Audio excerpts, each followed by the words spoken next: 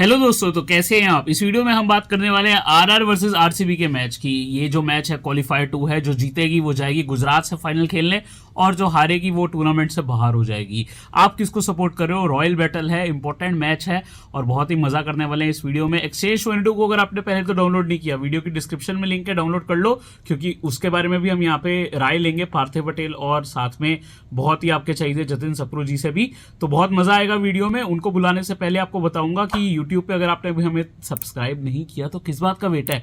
जल्दी से यूट्यूब पे सब्सक्राइब करके बेल आइकन को प्रेस कर दीजिए और टेलीग्राम भी जुड़ जाइए। वीडियो की डिस्क्रिप्शन में सारे लिंक्स हैं जो नेसेसरी आपके लिए, तो जरूर जुड़ जाए हमारे साथ। चलिए अब हम पार्थिव सर से और जतिन सर से मिलते हैं और इस मैच के बारे में डिस्कस करते हैं। किसके स्टॉक हाई जाएंगे, किसके स्टॉक लो जाएंगे, वो डिस्कस कर लेते हैं। तो सबसे पहले तो मैं पार्थिव सर आपका स्वागत करना चाहूंगा, फिर से आप जुड़े हमारे साथ इस मैच के लिए। Thank you Piyush. Jatin sir आपका भी वेलकम करना चाहूंगा चैनल पर। चीयर्स फेला। तो बहुत ही इंपॉर्टेंट मैच डिस्कस करने वाले हैं हम। कल की अगर एक बार हम बात करें, बहुत ही तगड़ा मैच था, बेंगलोर ने जीता। Of course hard luck for Lucknow, क्योंकि यहां तक अगर आप की टीम आई है तो कहीं ना कहीं कुछ अच्छा करके आई होगी। मोमेंटम एक बहुत इंपॉर्टेंट चीज हो जाती है बड़े मैचेस में, और यहाँ पे राजस्थान हार कर आ रही है, बेंगलोर जीत के आ रही है। क्या इंपॉर्टेंस आपको लगता है मोमेंटम की रहती है पार्थिव सर। मोमेंटम बहुत ज्यादा है। मैं इसी चीज की बात कर रहा था कि अभी तक जब आखिरी के 2 साल में जब बैंगलोर की टीम एलिमिनेटर खेलने आती थी ना, वो हार के आ रही थी। वो 3-4 मैच हार के आ रही थी, और यहाँ पर इस बार वो जीत के आ रही थी, तो उसका बहुत बड़ा फर्क पड़ गया। अभी ये बैंगलोर राजस्थान गेम में वही मतलब एक लहर सी एक नजर आ रही है जब बैंगलोर खेल रही है तब तो मेरे ख्याल से एक अच्छा मुकाबला देखने को मिलेगा। आपको क्या लगता है जतिन सर इस बारे में। यार मोमेंटम हम अक्सर बोलते हैं कि मोस्ट चीजें जो क्रिकेट में है उनका आप को क्वांटिटेटिव एनालिसिस कर सकते हो, उनके एनालिसिस हो जाते हैं, नंबर्स होते हैं, लेकिन मोमेंटम सिर्फ फील होता है, दिखता है, उसको आप वो मैप नहीं कर सकते। लेकिन वो दिख रहा है, बैंगलोर के पास वो मोमेंटम दिख रहा है। And think Rajasthan just the way, जिस आसानी से गुजरात ने वो 189 रन बनाए, and Prasidh Krishna is one of their best bets at death, तो इतने बदलाव की गुंजाइश नहीं है। लेकिन अब वही आ जाएगा फिर से। ऑल्सो लॉट ऑफ यंगस्टर्स, वो कैसे दबाव को सोखते हैं, how do they recover from it. But yeah Bangalore have momentum, steaming momentum. बिल्कुल पार्थिव सर, आपने काफी करीबी से पिच को देखा होगा अहमदाबाद की। ऑफ कोर्स काफी ज्यादा चेंजेस हुए हैं रिसेंटली, स्टेडियम काफी ज्यादा उसमें चेंजेस आए हैं। बट आपने अगर देखें पिच को तो कोलकाता से तो मुझे लगता है काफी डिफरेंट होगी पार्थिव सर, लेकिन आपको क्या लगता है विकेट कैसी हो सकती है यहाँ की। आई थिंक डिफरेंस तो बहुत होगा, लेकिन वो देखना होगा कि वहां पे ना 2 तरह की पिच है, ब्लैक सॉइल भी है, रेड सॉइल भी है। तो कहाँ पे मैच खेल रहा है वो पता करना होगा, क्योंकि मैं तो इधर हूँ इसलिए मुझे पता नहीं है। लेकिन आई थिंक वो बहुत डिपेंड करेगा कि कहाँ पे कौन सी पिच पे हो रहा है। अगर रेड सॉइल पे होगा तो जनरली थोड़ा बाउंस ज्यादा होता है, रन ज्यादा होते हैं, जो यहाँ पर हमें बॉम्बे में देखने को मिला। तो मुझे एक्चुअली अहमदाबाद, मुझे ऐसा नहीं लग रहा है कि गेम इतना हाई स्कोरिंग होगा। आई थिंक 170 जितना ही गेम होगा, आपको ये 200 वाले गेम देखने नहीं मिलेंगे। जतिन सर आपको क्या लगता है। वो यार इतनी सारी विकेट्स हैं, एंड प्रोबेबली यहाँ पे तो back to back day matches थे, तो एक ही विकेट पे दोनों मैचेस खेले। सो यहाँ पे तो आपके पास लग्जरी है, बीच में एक दिन का गैप है, तो हो सकता है एक दिन एक विकेट हो, एक दिन दूसरी विकेट हो। बट वही रेड सॉइल या ब्लैक सॉइल, हालांकि कोलकाता में ब्लैक सॉइल की विकेट पे 2 दिन हमने देखी, ऑलमोस्ट 200 रन बन गए यार। दूसरे दिन की विकेट पहले दिन से भी थोड़ा बेटर प्ले कर गई। But like Parthiv sir, depend करेगा पूरी तरीके से विकेट पे। But generally what we seen Ahmedabad में, जितना थोड़ा क्रिकेट देखा है, वो उतना हाई स्कोरिंग नहीं है। सो 170 175 जिसमें जो मैचेस हैं वो और ज्यादा इंटरेस्टिंग होते हैं। बिल्कुल, और बेंगलोर और राजस्थान है, रॉयल बैटल है, राइवलरी भी बहुत अच्छी है। अगर मैं स्टडी करूं तो थोड़ा सा ज्यादा यहाँ पे बेंगलोर ने पास्ट में हराया है राजस्थान को। आई थिंक 13-11 है टाइस को, अगर मैं लीव कर दूं तो, क्योंकि थोड़े नो रिजल्ट भी गए हैं इनके, बारिश हुई है मैचेस में। इंटरेस्टिंग चीज मैं एक देख रहा था, पार्थिव सर ने 2019 में बहुत अच्छी नॉक खेली थी 67 रन की। तो बेंगलोर के लिए राजस्थान के आगे मुझे याद भी है, क्योंकि मैं Rajasthan fan. But Parthiv sir की वो इनिंग्स बहुत अच्छी थी। क्या कहोगे पार्थिव सर उसके बारे में। हाँ, एक्चुअली उस दिन तो मैं मैच भी नहीं खेल रहा था, मैं बीमार था। मैंने आई थिंक कीपिंग नहीं करी थी, मैं जस्ट बैटिंग करके अंदर चला गया था, पहले बैटिंग आ गई थी। लेकिन yeah think one of those days where जब आप अच्छा खेल रहे थे होते हो तो लंबा इनिंग खेलते तो बाकी सब आउट हो गए थे। फिर एक पार्टनरशिप हुआ था, विराट आउट हो गया था, एबी आउट हो गए थे, जो श्रेयस गोपाल हमेशा खाली आरसीबी के प्लेयर को आउट कर रहा था। तो उसमें से उसने 2-3 विकेटें वहां पे चटका दी थी। लेकिन यार आई थिंक याद तो रहती है कि जब आप अच्छी इनिंग खेलते हैं तब। बिल्कुल नेमेसिस बन गए थे कुछ एक दो सीजन, और बड़ी बड़ी विकेटें लेते थे श्रेयस गोपाल पर्टिकुलरली। अभी भी उनको आई थिंक सनराइजर्स ने स्पेशली आरसीबी के आगे ही खिला दिया था, तो ये तो चीज रहती ही है। बट बहुत मजेदार मैच था वो। यहाँ पे हम बात करें अगर प्लेइंग 11 की दोनों teams, I don't think Bangalore में कोई चेंजेस एक्सपेक्ट कर रहा होगा। क्या कोई चेंज लगता है पार्थिव सर आपको? नहीं, मुझे नहीं लग रहा कोई चेंज होगा, अभी तो जरूरत भी नहीं है कोई। आई थिंक कहाँ अच्छा खेला है, सब कुछ अच्छा जा रहा है, कुछ चेंज की जरूरत नहीं लग रही। और राजस्थान में यही अगर मैं कहूँ थोड़ा कुलदीप सेन की तरफ, वैसे तो अब अहमदाबाद का विकेट है, स्लोअर वंस वर्क कर सकती हैं, तो क्या ओबोर्ड मुकोई ही या कुलदीप सेन की तरफ आप जाएंगे? मोस्ट लाइकली सिर्फ आई थिंक इंटरनेशनल एक्सपीरियंस की तरफ जाएंगे। अवैध मकॉय का काम हो सकता है वहां पर, लेकिन वो एक डिबेट जरूर होगा, वो हर बार उससे पहले वो हम बात करते ही हैं कि अवैध मकॉय को खिलाए कि कुलदीप सेन को खिलाए। लेकिन जब बड़े मैचेस होते हैं जिस तरह से आरसीबी ने किया कि बड़ा मैच आया, सिराज को वापस लेके आए, तो आई थिंक यहाँ पर मुझे लग रहा है अवैध मकॉय के साथ ही जाएंगे वो लोग। आपको क्या लगता है जतिन सर, कोई चेंज एक्सपेक्ट कर रहे हो आप दोनों टीम्स में किसी में? नहीं, बैंगलोर में तो बिल्कुल नहीं, मतलब डजंट मेक एनी सेंस। एक दिन पहले आप मैच इतना अच्छा जीते हो, लेकिन वही राजस्थान में द प्रॉब्लम इज कि मतलब जैसे पार्थिव ने बोला इंटरनेशनल एक्सपीरियंस उबेद मिकॉय यस, लेकिन इतना भी ज्यादा उनके पास इंटरनेशनल एक्सपीरियंस नहीं। मतलब उबेद मिकॉय इज नॉट कि वेस्ट इंडीज के लिए उन्होंने 70-80 मैचेस खेले, क्रंच सिचुएशन में बॉलिंग करी, और उनको भी हमने अंडर प्रेशर थोड़ा स्ट्रेस में आते देखा है। उनकी बॉल्स वाइड जाती हैं, उनके हाथ से फुल टॉसेस निकलती हैं। And the thing is not even between Kuldeep Sen और उबेद मिकॉय। राजस्थान को सवाल शायद ये आंसर करना है कि do they want a little more depth in their batting, क्योंकि इनसे जो चेंज होगा वो चेंज वही है that you can probably go for Jimmy Neesham, जिससे आपको एक और बैट्समैन का वो थोड़ा डेप्थ मिल जाएगा। उसे हेटमायर थोड़ा खुल के खेल सकते हैं। अश्विन को आपको जरूरी नहीं है कि उनकी बैटिंग ऑर्डर चेंज करनी है। So fast bowlers even both of them are थोड़ा लाइक फॉर लाइक जो ऑफर करते हैं। द क्वेश्चन इज क्या राजस्थान को और डेप्थ चाहिए या नहीं चाहिए? थोड़ा भार हट जाएगा ऊपर के कंधों से यार, यूल हैव समवन एल्स, और नीशम के 1-2 ओवर है। पिछले मैच में यही हुआ, रियान पराग वो 6 बॉलिंग ऑप्शन नहीं थे जो हार्दिक पांड्या। सो जैसे हजारी जोसेफ महंगे थे, हार्दिक पांड्या ने आके 2 ओवर निकाल दिए, लेकिन राजस्थान ने 10-11 ओवर हो गए थे, they could not go to Riyan Parag, so they don't have a 6 bowling option as well. तो जिमी नीशम ये प्रॉब्लम भी सॉल्व करते हैं। बिल्कुल, और इम्पोर्टेंट भी है वो, क्योंकि वही राजस्थान में जो दिख रहा है एक नंबर 7 का जेन्युइन ऑलराउंडर ऑब्वियसली अश्विन है, but someone who can give you proper batting और जो आपको 4 ओवर भी दे दें, उसका थोड़ा सा वो अगले ऑप्शन में मुझे लगता है इस पे ही टारगेट करेंगे।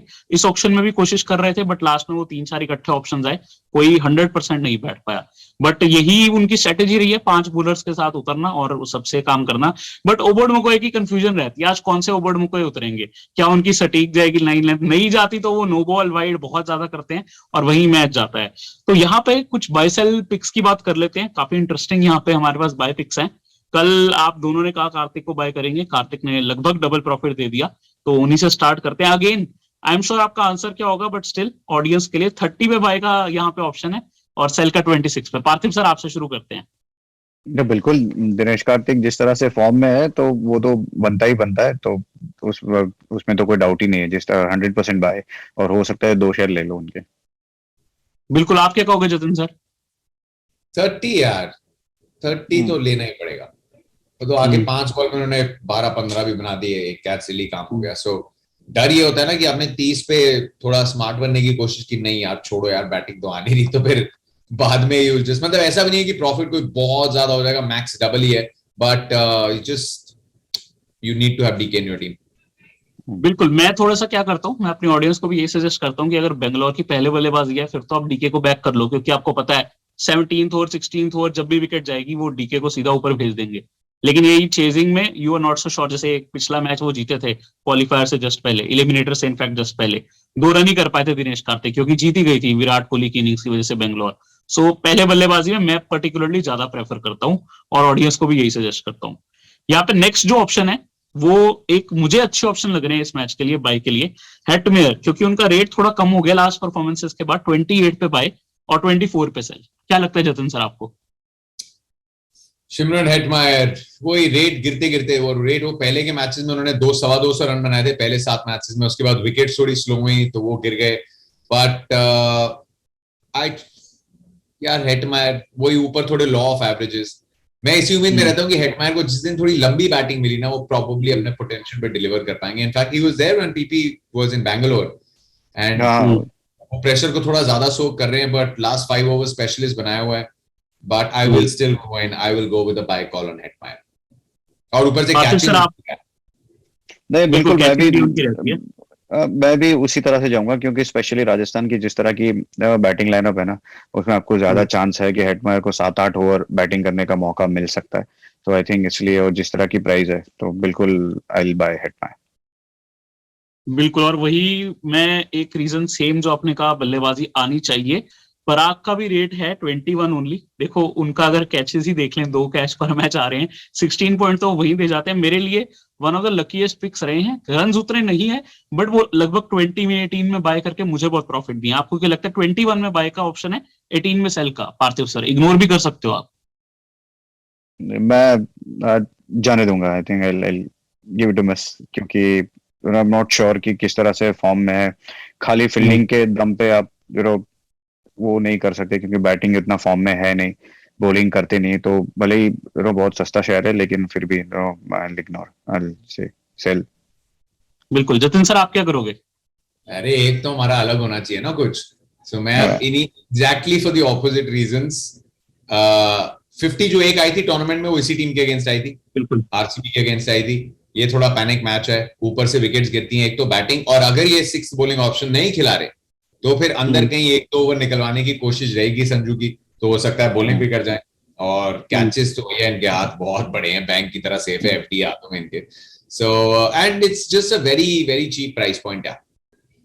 मैं भी यही सोचता हूँ कि मुझे पराग से अगर 15 रन की तो उम्मीद करते ही हैं, एज बैट्समैन वो खेल रहे हैं, इतना तो उम्मीद करना ही चाहिए। तो मानता हूँ 7-8 गेंद मिलती है, 15 रन भी कर देते हैं, तो he is generally in safe zone. तो वो एक सेफ पिक लगती है मुझे, इसीलिए मैं पराग साथ पर्सनली भी गया हूँ इस मैच में। अब हम बल्लेबाजों की तो बात बहुत कर लेते हैं, लेकिन एक विजार्ड है मेरे हिसाब से यहाँ पे राजस्थान के पास, in the form of Yuzi Chahal. क्या करोगे आप जतिन सर? यूजी चहल 30 में बाय हैं, सेल 26 में। यूजी चहल के बिना खेलना तो मतलब फिर छोड़ ही दो ना।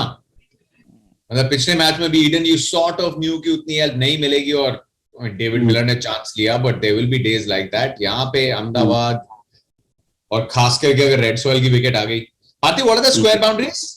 75? they're big. Square boundaries are big. It's not Big, na? 75.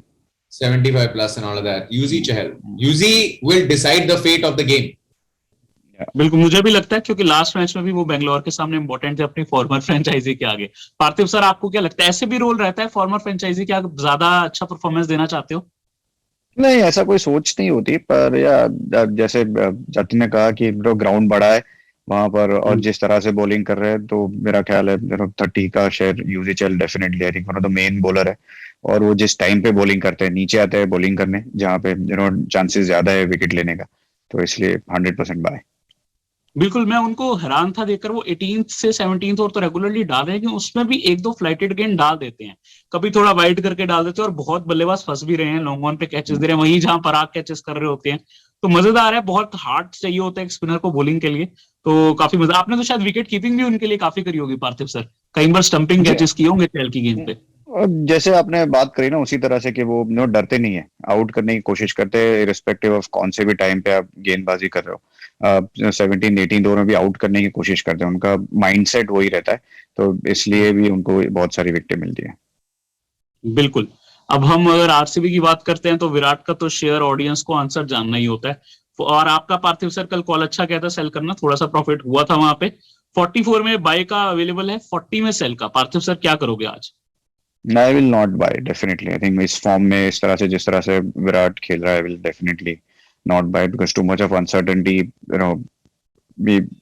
I'll not buy that share, because बहुत नाम है, बहुत बड़ा शेयर है, लेकिन प्राइस है, but I still not buy. बड़ा मैच है, सब कुछ होता है, but everyone has that thing, but I don't think I will buy Virat Kohli. बिल्कुल, आप क्या करेंगे जतिन सर?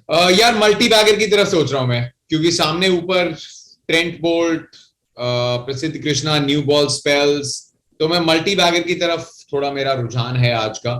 इंडिविजुअल शेयर मैंने पिछले मैच में लिया था, I am still tainted, I am 50-50, लेकिन फिर इसीलिए मैं दुविधा को कम करके I am gonna go with multi bagger.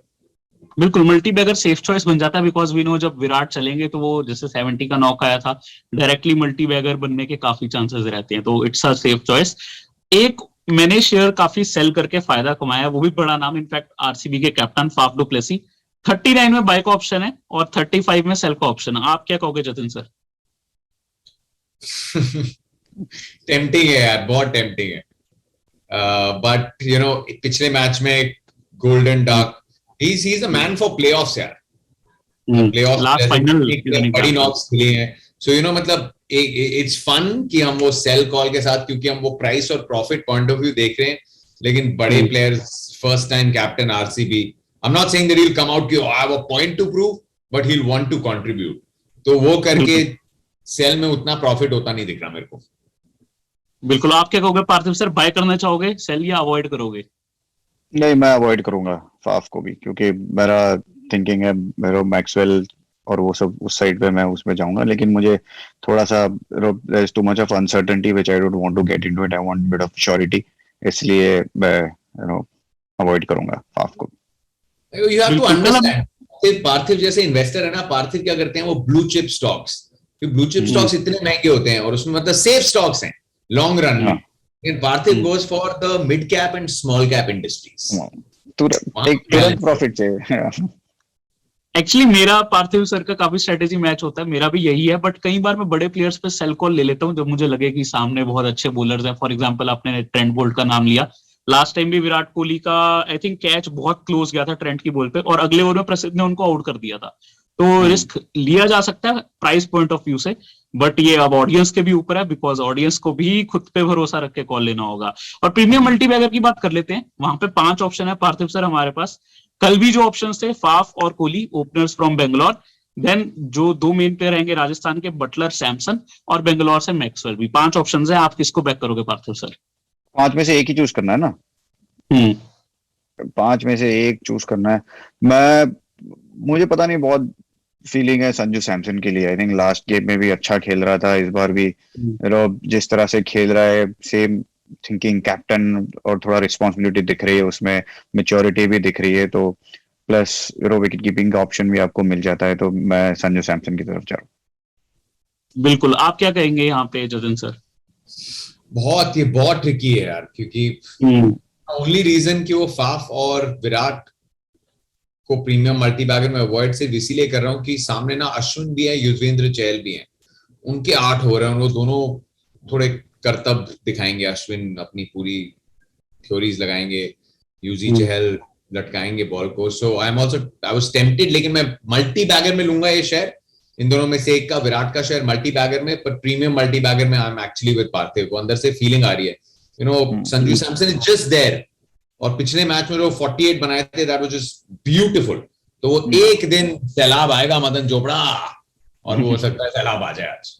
उनको देख के भी संजू सैमसन जब शॉट्स लगाते हैं, मतलब मन करता है कि और लगाएं, बस रुके ना, क्योंकि उनके शॉट्स बहुत प्लीजिंग होते हैं इसको। बट वही हो रहा है, कंसिस्टेंसी आने लगी है थोड़ी, बट वो 40s पे रुक जाती है। अब बड़ा मैच है, this is the time to step up. Let's hope कि संजू सैमसन कैप्टन नॉक खेले, बिकॉज इंपॉर्टेंट प्लेयर है यहाँ पे। बिल्कुल संजू को भी हाईलाइट्स देख के वो फीलिंग आती होगी, लेकिन रियल टाइम में नहीं आती। बिल्कुल, इनकी अगर एक्चुअली पूरी इनिंग्स देखें, वो हाईलाइट्स ही होती है। लास्ट मैच में 6 से वो स्टार्ट करे थे, बाउंड्रीज ही थी उनकी इनिंग्स में, बहुत कम यहाँ पे सिंगल देखने को मिले। बट वही बात है, थोड़ा सा अगर अच्छा करेंगे तो और अच्छा लगेगा उनके फैंस को। और यहाँ पे हम एक्स फैक्टर पिक की बात कर लेते हैं। लास्ट टाइम आपने रजत पाटीदार का नाम लिया था जतिन सर, बहुत कमेंट्स थे आपके अप्रिसिएशन में, ऑडियंस बहुत खुश थी, और बेंगलोर के फैंस तो बहुत ही ज्यादा खुश थे। आज जतिन सर किसको आप एक्स फैक्टर में रखोगे? ओ यार, ये होता है ना, with great predictions comes great pressure and great responsibility. अच्छा, देखने दो। अब वो एक्स फैक्टर पिक करना है, वो प्रसिद्ध कृष्णा तो नहीं काउंट होगा ना एक्स फैक्टर? क्यों, बिल्कुल कर सकते हो। कर सकते नहीं, मैं थोड़ा लोगों का ध्यान कम है प्रसिद्ध पे। नहीं यार, वो पिछला मैच थोड़ा अंडर द पंप थे यार। तो एक बैटर एक बॉलर, ये नहीं बताया इसने कि मैंने जॉश हेजलवुड को भी पिक किया था। बता, जॉश हेजलवुड भी बोला था आपने, वो भी कमेंट्स आए थे audience. Yashasvi Jaiswal X factor pick. बिल्कुल। आप क्या बोलोगे Parthiv sir X factor pick में? मेरा X factor pick is Devdutt Padikkal, because उसका जो सेम लॉजिक पर लगा रहा हूँ यहाँ पे, जो पूरा पैटर्न चला है इस टूर्नामेंट में कि पुरानी टीम के सामने अच्छा प्रदर्शन किया है, नेट्स में बहुत खेले हैं इन लोगों को, तो और अब चाहते हैं कि अपनी पुरानी टीम के साथ अच्छा प्रदर्शन करे। जो लॉजिक आप लोग लगा रहे हो वो लगा के मैं जा रहा हूँ कि देवदत्त पाटिकल। बिल्कुल, की प्लेयर बन सकते हैं और स्टेप अप करना होगा। इनफैक्ट जो लास्ट सीजन मैच था, आई थिंक तब बेंगलोर से खेले थे, 100 भी मारा था चिन्ना स्वामी में और राइट। और अच्छा बैटिंग भी कर रहे हैं ना, भले 30-30 रन कर रहे हैं, लेकिन उन्होंने आई थिंक गेम अपना पूरा चेंज किया है। ओपनिंग से 4 नंबर आना और अच्छी बैटिंग करना, जिस स्ट्राइक रेट से रन्स कर रहे हैं, आई थिंक ये सोच के मुझे लग रहा है कि is not far from big score. तो संजू और देवदत्त पाडिक्कल उसमें क्या डेली होगा क्या, Yashasvi Jaiswal is going to get a quick fire 60-70, ठीक है। उसके बाद फिर हमने संजू पिक किया है, तो संजू साथ देगा, तो दे टेक द गेम 12वें-13वें ओवर तक, उसके बाद हेट मार आ जाएगा। हेट बनाया तो देवदत्त पाडिक्कल का काम हो जाएगा। वो वो भी कभी ना कभी कुछ ना करके भी मेन प्लेयर बनना भी इम्पोर्टेंट होता है ना, राइट। ये तो उम्मीदें बांध रहे हैं हम कि कैसे बस हमारी पिच जो है वो मैक्सिमम रिवॉर्ड्स दें यार, काम कर जाए। ये पॉइंट तो बिल्कुल सही है, बिकॉज अगर टॉप ऑर्डर अच्छा कर गया तो हो सकता, जैसे अगर एक मैच में हुआ भी था आई थिंक, तो देवदत्त पडिक्कल की जगह फिर सीधा हेटमेयर को ही ऊपर भेजेंगे, वो तो लॉजिक रहेगा ही। बट लेट्स सी क्या करते हैं। की भी गारंटी नहीं, अश्विन भी आ सकते हैं please, this is Rajasthan. Rajasthan हाँ, बट मजा आता है, यही मुझे बहुत मजा आता है क्योंकि थोड़ा अनप्रिडिक्टेबल होता है और इंटरेस्टिंग भी। मल्टी बैगर पिक की बात करते हैं पार्थिव सर, दो ऐसे प्लेयर जो आपको लगता है कि मेन स्ट्रीम परफॉर्मेंस दे सकते हैं, main performance from either side, man of the match type performance. Man of the match type performance मुझे लग रहा है कि ये ना इतना हाई स्कोरिंग मैच नहीं होगा, अगर जितना मैं उस पिच को जानता हूँ उस हिसाब से। तो मैं युजवेंद्र चहल मेरा घोड़ा है जो चलेगा, मैं उसको आई फील कि वो man of the match type performance दे सकता है राजस्थान की तरफ से। बैंगलोर मुझे पता नहीं, वो एक ऐसा लगता है कि लास्ट टाइम भी मैंने बोला था कि शाहबाज अहमद पर वो मैन ऑफ द मैच वाला परफॉर्मेंस नहीं देते, वो खाली कंट्रीब्यूट कर रहे हैं। तो मैक्सवेल, क्योंकि लेफ्टीज इतने सारे हैं, देवदत्त पाडिक्कल आएगा, जायसवाल आएगा, हेटमायर है, तो मैक्सवेल की ओवर्स भी आपको देखने को मिलेंगी, रन्स भी ऑब्वियसली है। तो बैंगलोर की तरफ से मैक्सवेल। बिल्कुल। जतिन सर, आप किसका नाम लेना चाहोगे मल्टीबैगर में? मैं बैंगलोर की तरफ से विराट का नाम ले रहा हूँ। Again not seeing this as a very high scoring match, लेकिन फिर उसी में वो एक साइड को पकड़ के चलना, थोड़ी लंबी पारी की उम्मीद हो सकती है। And I am also very tempted Wanindu Hasaranga के लिए, लेकिन पीपी जो पिक किया, मतलब Yuzvendra Chahal will be very very important. So बहुत कंफ्यूजन है यार। आई मीन मेरा मन पता है प्रसिद्ध कृष्णा बोलने का बहुत है, लेकिन पिछला जो मैच किया उसके बाद से I am just being a little cautious. So I am split between Yuzvendra Chahal और प्रसिद्ध कृष्णा राजस्थान से। बिल्कुल। एक चीज मैं आपसे डिस्कस करना चाहूंगा, जैसे हम मैचअप्स देखते हैं, जैसे आपने वरीदो संघा का नाम लिया, मुझे याद आया वरीदो संघा ने दोनों इस बारी जो मैच हुए हैं आई थिंक उसमें सैमसन को डिसमिस किया है, और उससे पहले भी तंग किया सैमसन को, आई थिंक 3 to 4 टाइम्स उनको आउट कर चुके हैं। सो क्या ऐसे कोई बैट्समैन पे इम्पैक्ट रहता है जतिन सर की हाँ इस बॉलर ने मुझे आउट किया, मैं उसको थोड़ा निकाल दूं? संजू सैमसन को मुझे नहीं लगता फर्क पड़ता है, बट फिर भी कोई जनरली मैचअप से फर्क पड़ता है क्या बैट्समैन को? I mean, I can just tell you, जिनसे मैंने बात करी है, you know, the interviews और जो कमेंट्री में डिस्कशन होता है, yes and no। मतलब अगर कोई मैक्सवेल को बोले कि मैक्सवेल आपको जडेजा ने 7 बार आउट किया और मैक्सवेल बोलते हैं मुझे फर्क नहीं पड़ता, देयर इज क्लियरली समथिंग ना, मतलब वो पैटर्न तो थोड़ा तो बन ही जाता है। But 1 2 3 I am not too sure, क्योंकि अगर आप इतना क्रिकेट साथ में खेलते हो तो 2 या 3 बार क्वालिटी बॉलर्स आपको आउट कर ही चुके होंगे। सो इन मैचअप में what I like to see also is कि 40-50 बॉल्स का थोड़ा सैंपल साइज हो, और उसमें आउट के साथ साथ ये भी हो कि कितने रन बनाए हैं, स्ट्राइक रेट क्या है और आउट कब किया है। मतलब अगर आउट आपको किसी बॉलर ने डेथ में किया है, आप ओपन करते हो, देन इट डजंट मैटर ना दैट मैचअप। तो मैचअप को भी ये थोड़ा देखना पड़ता है यार। बिल्कुल। लेकिन यहाँ वनीदु संघा ने एकदम मिडल में तंग किया है सैमसन को, हालांकि सैमसन का भी मुझे लगता है मेंटेलिटी वही रहेगा, गो आफ्टर द बॉलर वाला। आपको क्या लगता है पार्थिव सर, मैचअप्स का इफेक्ट रहता है क्या ज्यादा? रहता ही है। कोई भी बोल देगा ना कि मुझे, मेरे दिमाग में नहीं होता कि ये मुझे आउट करता है नहीं करता है, वो मतलब इंटरव्यू के लिए ही अच्छा लगता है वो सुनने में कि कब आउट किया है, कैसे आउट किया है उसको। मतलब जैसे जतिन ने कहा कि 2-3 बार तो आपने किसी ने, क्योंकि शुरुआत में खेलते हैं वो तो हो ही जाता है, लेकिन 5-6 बार या 7-8 बार आउट किया होता है ना, तो आपको पता ही होता है। जैसे मुझे हमेशा पता है कि भुवनेश्वर कुमार ने मुझे 8-9 बार आउट किया हुआ है। और अगर कोई, और वो प्लेयर को भी अंदर पता होता है कि जब डिस्कस होता ही होता है वो चीज कि यार ये आता है ना, तो थोड़ा सा दिक्कत मुझे होता है। तो वो जब टीवी के लिए वो अच्छी लगती है लाइनें कि नहीं, मैं सोचता नहीं हूँ, मैक्सवेल भी दिमाग में सोचता होगा कि जड्डू आता है और थोड़ा सा ना मैं फंस जाता हूँ, इसलिए आड़े टेढ़े शॉट मारने लग जाते हैं। वो थोड़ा नर्वसनेस तो रहता ही होगा, बट मैक्सवेल हैं खतरों के खिलाड़ी, तभी उन्हें बिग शो बोलते हैं। बट यहाँ पे अब बहुत इंपॉर्टेंट मैच है, इस मैच का विनर सीधा सीधा सबसे मेन मैच खेलने, फाइनल मैच खेलने जीटी से उतरेगा। अगर पार्थिव सर आपको खुश करना हो तो जीटी से जो फाइनल में हारने जा रहा है, आपको क्या लगता है कौन सी टीम होने वाली है? मुझे लग रहा है वो टीम राजस्थान होगी। क्योंकि राजस्थान को राजस्थान आई बैक कर रहे हैं थिंक इस मैच में। मैं राजस्थान को बैक कर रहा हूँ इस मैच को जीतने के लिए। इट्स जस्ट वेरी बिल्कुल। डिफिकल्ट, एक मैच खेलो फिर तुरंत ट्रैवल करके फिर वापस आके फिर वापस हम्म, मोटिवेट करना, ये वो मतलब कर सकते हैं, ऐसा नहीं है कि नहीं है, but I am still I feel Rajasthan को मैं बैक कर रहा बिल्कुल। जतिन सर आप क्या बोलोगे? Gujarat versus RCB. हूँ। मैं आपका आंसर समझ गया था जब पार्थिव सर ने बोला था, क्योंकि मैं स्कोर्स भी टैप कर रहा हूँ। मैं देख रहा हूँ स्कोर्स अभी तक, दोनों प्रेडिक्शन जतिन सर आपकी सही गई है। पार्थिव सर का 1 पॉइंट है, आकाश सर का 1 पॉइंट, आपके 2 पॉइंट है। ये मैं देख रहा हूँ। तो देखते हैं इस मैच में कौन जीतता है। मेरे को पर्टिकुलरली पूछोगे तो मुझे लगता है कि आरसीबी का थोड़ा एज है इस मैच में, but I really don't want that. मेरी फेवरेट टीम राजस्थान रॉयल्स है, आई होप कि वो आगे जाए, बट फेवरिज्म से ज्यादा मैं चाहूंगा कि एक ज्यादा अच्छा मैच देखने को मिले। रॉयल बैटल है, रॉयल अंदाज में ये मैच हो। और दैट्स द आइडिया। ये जो मैचेस है ना, ये जो प्लेऑफ्स हैं, see and hmm, all of us are neutral, हमें फर्क पड़ता नहीं। ये माइनर Yeah. एजेस होते हैं और ये प्रेडिक्शन में गैसिंग इन्वॉल्व होती है। मतलब यू जस्ट पुटिंग ये हो जाए। अब कल अगर किसी ने बोला कि जी हमें पता था रजत पाटीदार 100 बनाएगा, सो वो बंदा झूठ बोल रहा है, बिल्कुल राइट? 100% करेक्ट, हाँ। नॉक कि मैंने तो बोला था सर ये मैन ऑफ द मैच होगा। आई मीन दैट्स गेसिंग होती है प्रेडिक्शन में। So all these are prediction are like इसको स्लाइट एज है, लेकिन T20 क्रिकेट है, anything can happen. So but these matches should be good यार। प्लेऑफ का इतना हाइप होता है and till now we had 2 very good games, तो एक और अच्छी होनी चाहिए। एंड विकेट मतलब पार्थिव प्लीज मेक श्योर मजा है अहमदाबाद में यार। 1 लाख से ज्यादा लोग देख रहे होंगे। Do you know what that means? क्या दिखेगा? मतलब 1,30,000 एक्चुअल कैपेसिटी है। That's 40,000 more than MCG. हाँ 40,000 एमसीजी से ज्यादा 40,000 की कैपेसिटी के इंडिविजुअल स्टेडियम्स होते हैं। वानखेड़े में 40,000 नहीं है। So, वो it'll be a spectacle, highest attended cricket event officially ever. मजा आएगा इसमें। और होपफुली जब हाँ। इंडिया में भी आगे वर्ल्ड कप हो, वहां पे और मैचेस देखने को मिले, तब और मजा आएगा इंटरनेशनल इवेंट में। बिल्कुल।